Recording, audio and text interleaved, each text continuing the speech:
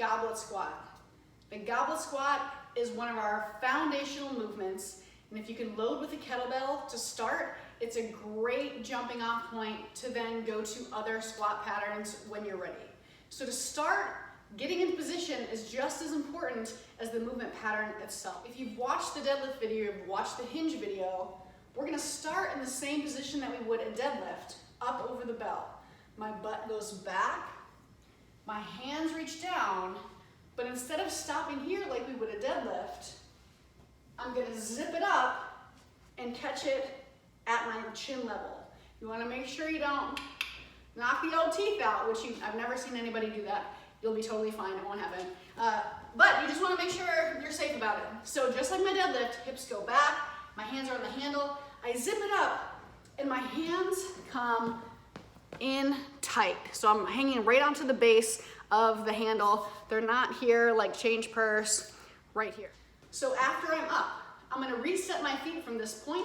They're gonna come to about shoulder width, give or take a little bit. It's each individual person is gonna be based on ankle mobility, hip mobility, all that kind of stuff. So find a comfortable position around shoulder width apart. If you need to turn your toes out a little bit, that's totally fine. Again, personal preference. I'm up, I'm gonna reach my elbows slightly forward, bend my knees, and sit my butt straight down.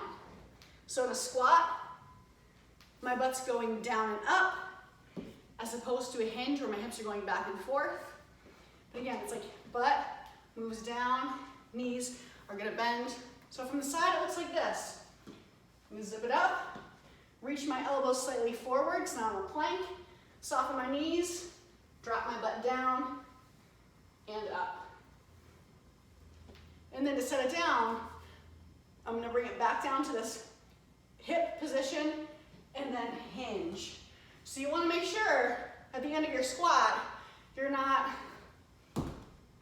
rounding out. A lot of times, that's when people get little tweaks, is in between movements. It's not when they're really concentrating on the movement that they're doing, it's setting it down or picking it up.